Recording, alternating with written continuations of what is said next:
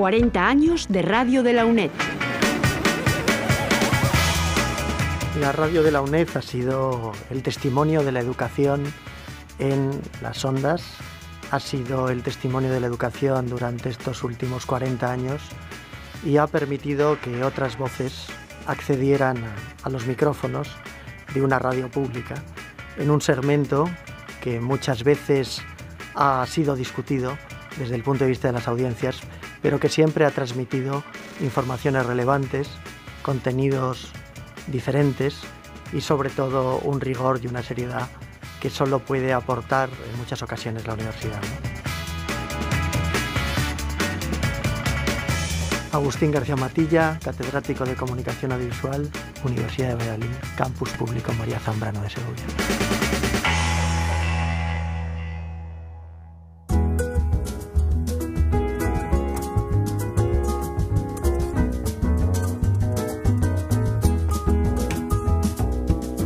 Hablan de llegar a no sé dónde, aunque ignoran hacia dónde van, porque olvidan que la vida esconde para cada cosa su lugar. Y eso nadie lo adivina, si estás lejos o en la esquina, pero llegar nunca es el final. Deja huella quien camina, y eso es todo lo importante. Vas pa'lante mientras no paras. Si das para atrás, descuida, que hay que volver para aprender a comenzar. Si saltas vas para arriba, aunque es de peso que algún día caerás. Tú escoges, no pares, camina.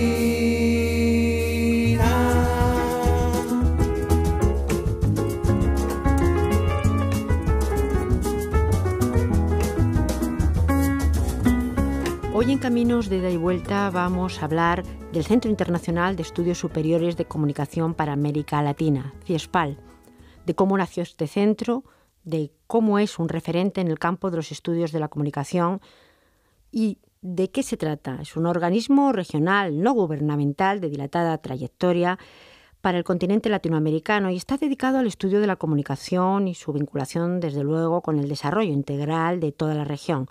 También a investigar sobre comunicación, sobre formación de profesionales, de técnicos y sobre documentación, producción y difusión de materiales tanto educativos como culturales. Pues para hablar de CIESPAL, qué mejor que contar con su director general, Francisco Sierra Caballero. Él es profesor titular de comunicación en el Departamento de Periodismo de la Universidad de Sevilla. Tiene mucha vinculación también con la UNED como alumno y desde luego como profesor. Es especialista en ciencia, en tecnología, en sociedad por nuestra universidad, además de sociólogo, en fin, con un currículum muy dilatado, pero que yo creo que lo mejor es en estos minutos aprovechar que le tenemos ahí para hablar de este Centro Internacional de Estudios de Comunicación y darle la bienvenida y las gracias por compartir estos minutos. Muchísimas gracias, profesor Sierra. Muchas gracias, es un honor poder compartir algunas ideas de lo que es la construcción del espacio latinoamericano de comunicación. Quizá debiéramos empezar por saber cómo nació CIESPAL, dónde fue fundado y sobre todo he dicho que era un organismo no gubernamental, pero de alguna manera sí tiene cierta relación, sobre todo con Ecuador, claro.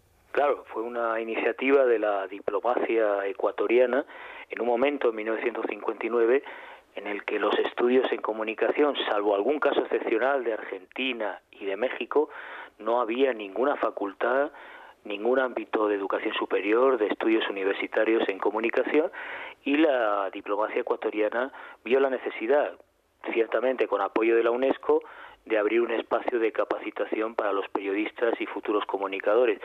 De ese modo nace CIESPAL, que ha sido el centro de referencia al pensamiento y capacitación en comunicación a lo largo de décadas, especialmente en la época dorada de los 70, pero surge en un momento de ausencia de estudios de comunicación, y la UNESCO, con la anuencia con el proyecto de colaboración internacional del gobierno de Ecuador, pudo auspiciar un espacio de formación y de pensamiento en comunicación en un momento que no había prácticamente posibilidad alguna de asumir esta posibilidad de conocer y de formarse en el ámbito del periodismo y la comunicación social.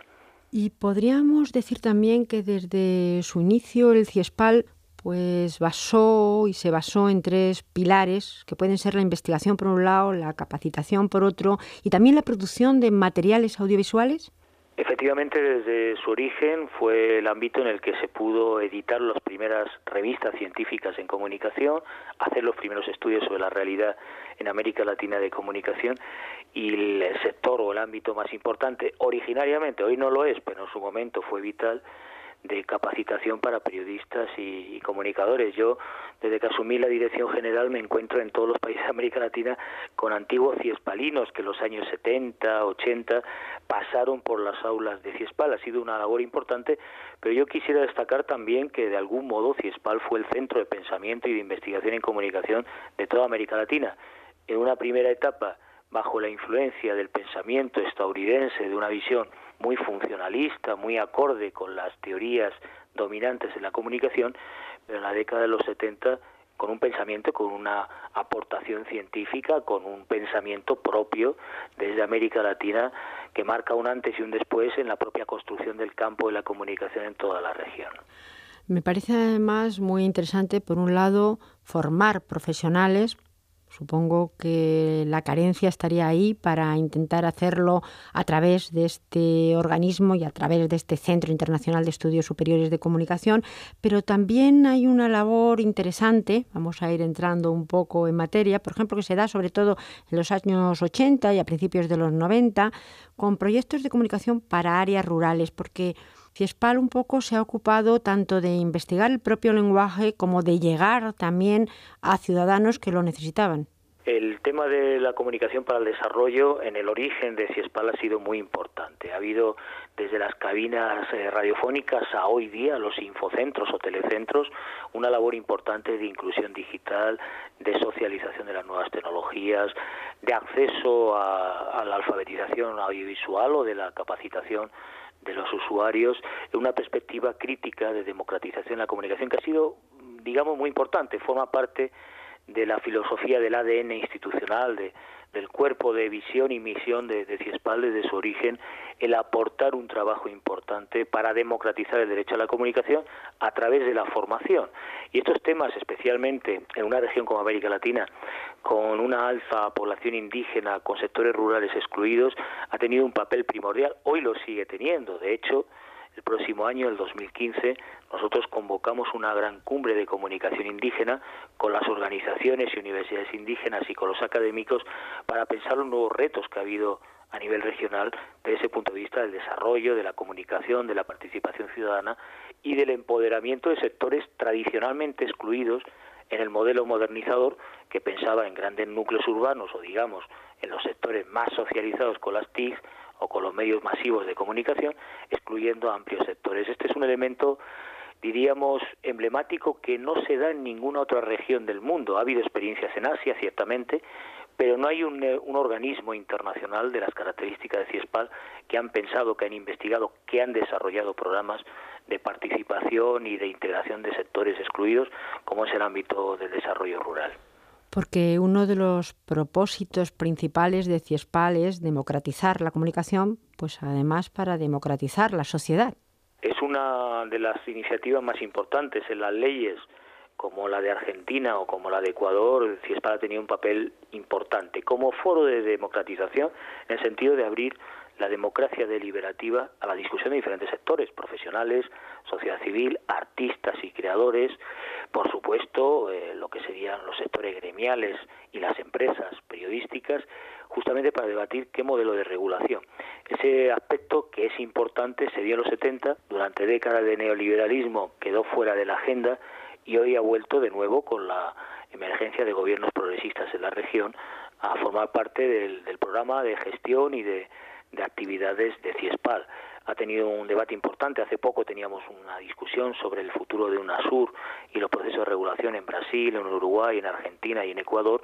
Y en esa línea de democratización del derecho a la comunicación hay una labor, yo diría que vital, Para quien no lo conozca, hay un informe clásico de la UNESCO, que es el informe McBride, el nuevo orden mundial de la información y la comunicación, en el que CIESPAL tuvo un papel estratégico.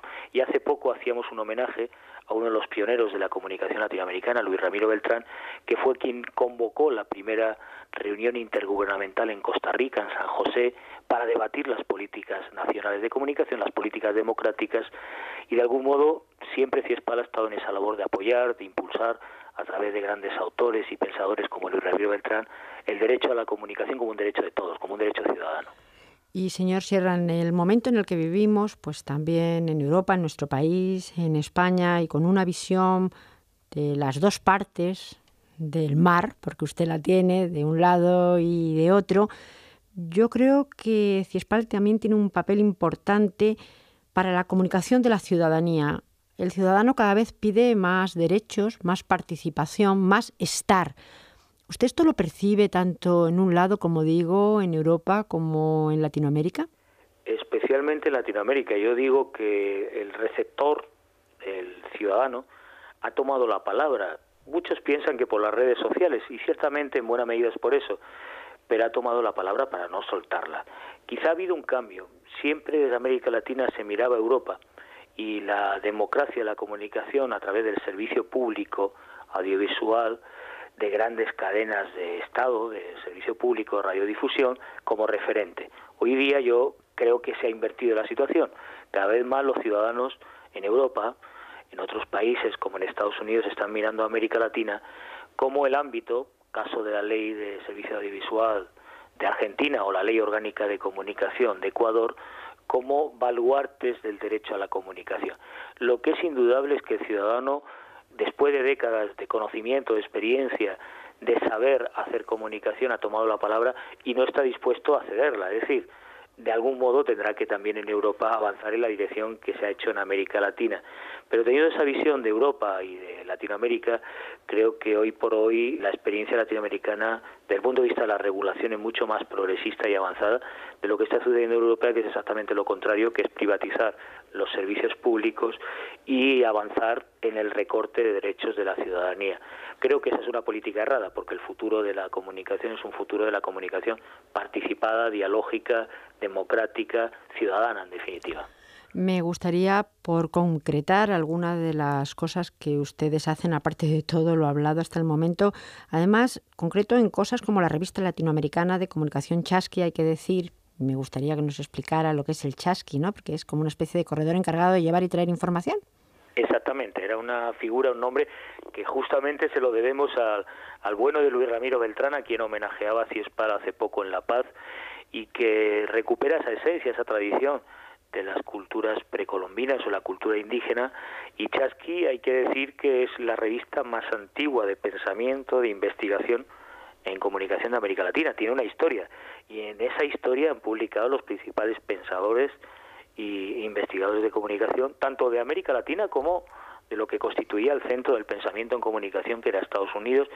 Es una revista que estamos en proceso de transformación, que es importante, y como toda la política de publicaciones tiene un cometido que es compartir con la comunidad académica, pero también con los ciudadanos, recursos, insumos, conocimiento que no es fácilmente disponible, ¿no? Ahora iniciamos una etapa además en el portal de defensa del Creative Commons para disponibilizar a través del portal ciespal.org todos los materiales que vamos a ir editando, con el fin de que cualquier ciudadano, profesional o académico pueda acceder a ese conocimiento, especialmente lo que hace posible las redes sociales, ¿no? Los espacios de trabajo virtual. Y en esa línea venimos trabajando, pero me alegra que cite a Chasqui, porque es una revista emblemática en la historia de la comunicación regional.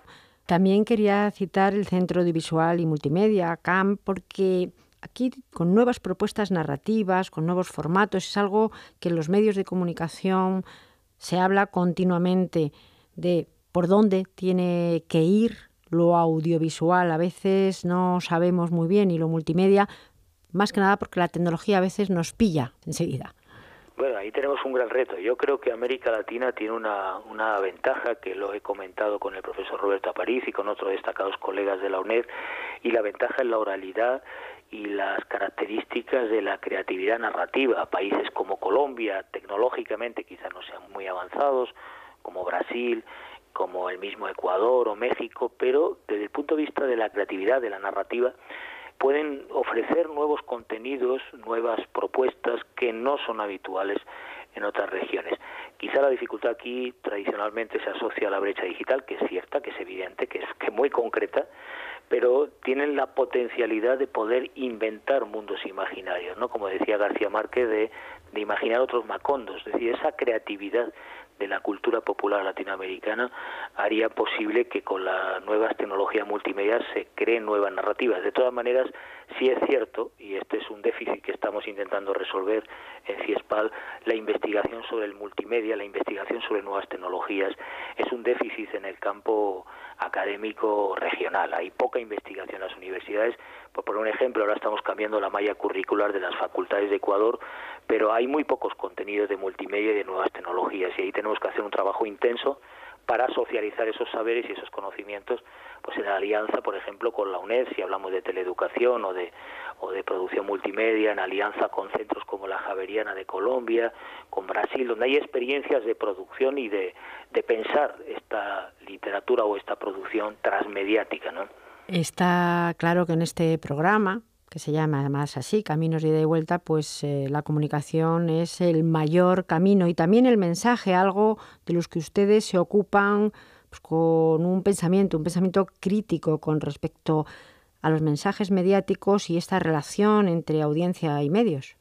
Creo que uno de los aportes principalmente desde América Latina ha sido justamente, tanto en el NOMIC como posteriormente, el crear un pensamiento propio, y creo que en el actual momento que se está viviendo en América Latina, más allá de los procesos de regulación para el derecho a la comunicación, hay una teoría crítica muy potente para pensar la modernidad, para reformular los conceptos al uso sobre la comunicación tal y como la conocemos, que puede ser útil, debería ser útil, o un espejo en el que se pudiera mirar la investigación y la academia de Europa y de otras regiones. Y en ese sentido, desde CIESPAL tratamos de fomentar toda esta decolonialidad del saber poder, del conocimiento en comunicación, desde otros parámetros. Por poner un ejemplo, hablábamos antes de Chasqui, ¿no? Ese mensajero que iba transmitiendo los mensajes. Bueno, recuperar esa tradición precolombina, indígena, que hoy es emergente en América Latina, puede llevar a reformular los tiempos de la comunicación, las narrativas de la comunicación,